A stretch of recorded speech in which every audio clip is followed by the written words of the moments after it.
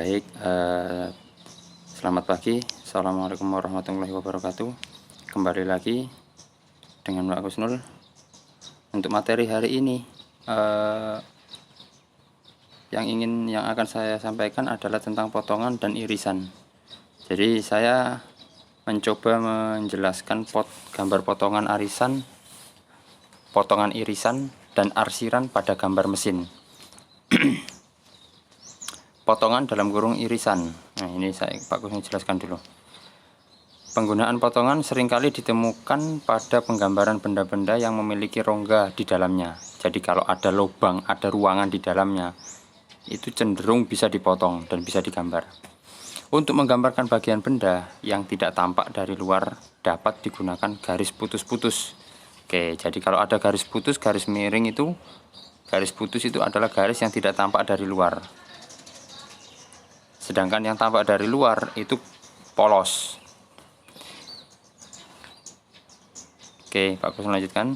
Tetapi jika bagian yang tersembunyi tersebut mempunyai bentuk yang rumit, maka akan didapat gambar yang rumit pula dan sulit dimengerti.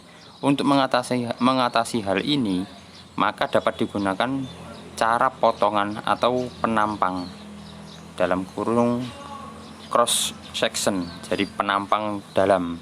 Gambar penampang atau potongan yang dibayangkan sebagai potongan yang diambil melalui sebuah benda untuk memperlihatkan bentuk atau susunan bagian dalam. Contoh gambar ini. Coba kalian perhatikan gambar ini. Penjelasan mengenai potongan. Ini benda A itu,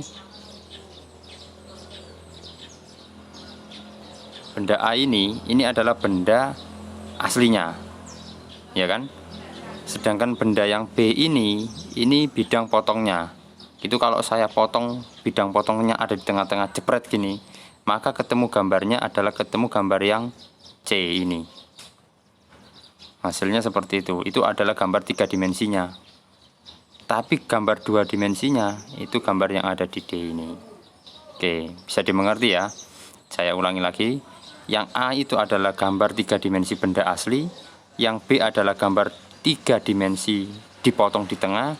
Hasil pemotongannya 3 dimensi itu ada di C. Potongan 2 dimensinya adalah gambar yang D. Oke, seperti itu. Pak Kusnul lanjutkan yang untuk berikutnya yang ini. Ini adalah gambar sama, gambar 3 dimensi. Yang A, ini bentuk piktorial. Jadi kalau dipotong di tengah, terus kemudian kita kasih jarak potongannya, maka yang sebelah kiri kelihatan berpotongan. Gambar yang paling kiri loh ya, ini yang A ini. Nah, ini berpotong di tengah. Terpotongnya di tengah, hasilnya itu kita arsir bidang yang berongga itu tidak usah diarsir, yang bidang yang berpotongan itu kita arsir garis miring. Oke, seperti itu. Jadi hasilnya nanti akan seperti yang gambar C. Itu gambar hasil 2 dimensi. Bidang potongnya ada di tengah ini. Gambar ini. Ya. Sedangkan yang B itu gambar standarnya. Ini belum diarsir. Jadi ini lari ke sini, ini lari ke sini. Paham ya? Oke. Coba kalian perhatikan potongan berikutnya. Ini. Kalau kita perhatikan gambar piktorial A ini, ya, dia bentuknya kubus, anggap saja kubus atau segi 4. Kalau kita nampak dari atas, hasilnya seperti ini. Kalau nampak dari samping, hasilnya seperti ini. Seperti itu. B, yang B ini. Hasilnya gambar yang kan yang A ini ada dua benda, ini dan ini. Kalau yang nomor 1 itu ada di B, yang 2 itu ada di C. Pemotongannya seperti itu. Pak Kusnul ulangi lagi biar lebih jelas lagi ya. Coba kalian perhatikan. gambar A itu segi 4. Kalau saya potong jadi 2, maka didapatkan tampak atas seperti ini. Ini atasnya, sedangkan tampak sampingnya itu ini sampingnya, ya kan, tampak samping dari samping. Lah, kalau sudah dipotong itu ada 2 hasilnya, hasil yang kiri ini dan hasil yang kanan ini, karena sudah dipotong menjadi 2. Hasil potongan yang pertama itu hasil gambarnya dilihat dari samping itu tampak seperti gambar B, sedangkan hasil dari samping yang gambar yang satunya tampak letaknya di C. Bisa dipahami ya, seperti itu. Jadi hasilnya ada 2 dari samping, yang kiri dan yang kanan itu B dan C hasilnya. Bisa dipahami seperti itu. Baik, berikutnya potongan penuh. Jenis-jenis potongan loh ini ya. Coba kalian perhatikan jenis-jenis potongan. Ini potongan penuh. Nah, bidang potongnya seperti itu. Potongan penuh. Bidang potongnya adalah di tengah-tengah seperti ini. Hasilnya nanti didapat seperti ini. Bisa dipahami? Kira-kira kalau kalian perhatikan hasilnya itu ada di sini. Ini adalah contoh gambar lain. Hasil dari gambar ini di sini. Oke. Kalau kita perhatikan nampak hasilnya ya. Yang pertama ini. Nah, ini. Di dalamnya dia berongga, lubang. Yang kita geraji atau yang kita potong nanti hasilnya yang di garis miring itu adalah bendanya. Sedangkan yang tidak ada garisnya berarti dia berongga atau lubang dia di dalamnya.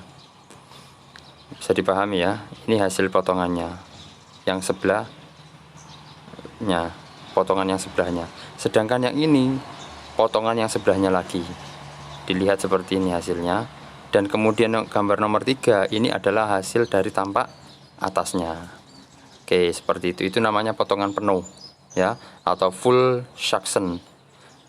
Potongan penuh terjadi ketika bidang potong memotong melalui benda seutuhnya seperti gambar di bawah ini. Jadi seutuhnya, tidak ada separuh, tidak ada. Itu namanya full section atau potongan penuh.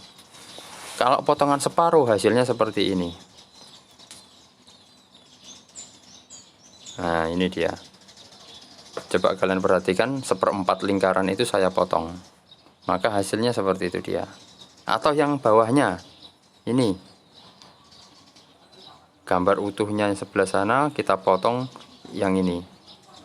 Ini potongannya. Bisa dipahami ya. Itu potongan penuh.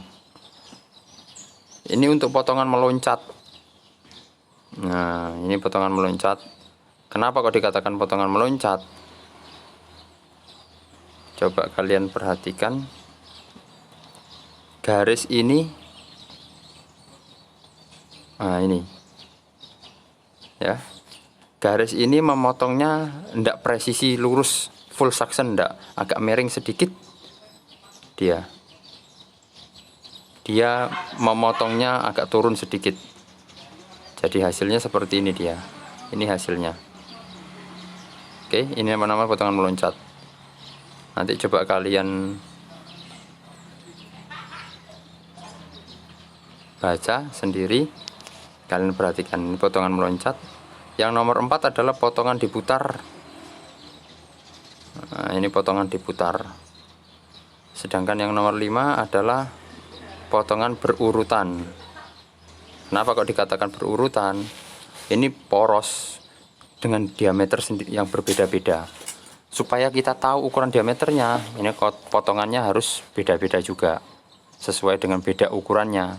Jadi ada A, B, C, dan D. Berikutnya adalah potongan sobekan. Potongan sobekan disobek sama seperti kita merobek sesuatu benda. Kalau bedanya ini besi yang kita sobek. Nah ini bagaimana cara menyobeknya, ya sembarang kita nyobeknya seperti apa terserah kita, yang kita pengen tahu dalamnya. Kalian baca, coba kalian perhatikan potongan sobekan. Tipe potongan ini hanya beberapa bagian saja yang dipotong, jadi tidak semuanya. Contoh gambarnya seperti ini. Oke, berikutnya potongan penampang tipis. Nah, seperti itu. Bagian-bagian yang tidak boleh dipotong, coba perhatikan. Bagian-bagian benda seperti rusuk, penguat, itu tidak boleh dipotong dalam arah memanjang. Begitu pula benda-benda seperti baut, paku keling, pasak, poros, dan lainnya tidak boleh dipotong dalam arah memanjang. Karena kalau dipotong dalam arah memanjang, itu bendanya sudah tipis dan fungsinya sangat urgent. Kalau dipotong itu dapat mengakibatkan kekuatan tumpuannya menjadi lemah. Jadi kalau dipotong bisa saja yang menumpuk di baut itu bisa lepas. Makanya tidak boleh dipotong. Bisa dipahami ya. Oke, itu saja materi tentang Pak Kusnul. Nanti Pak Kusnul akan memberikan tugas buat kalian. Coba kalian pahami dulu tentang potongan ini. Oke, gitu aja. Terima kasih banyak atas perhatiannya. Selamat siang. Assalamualaikum warahmatullahi wabarakatuh.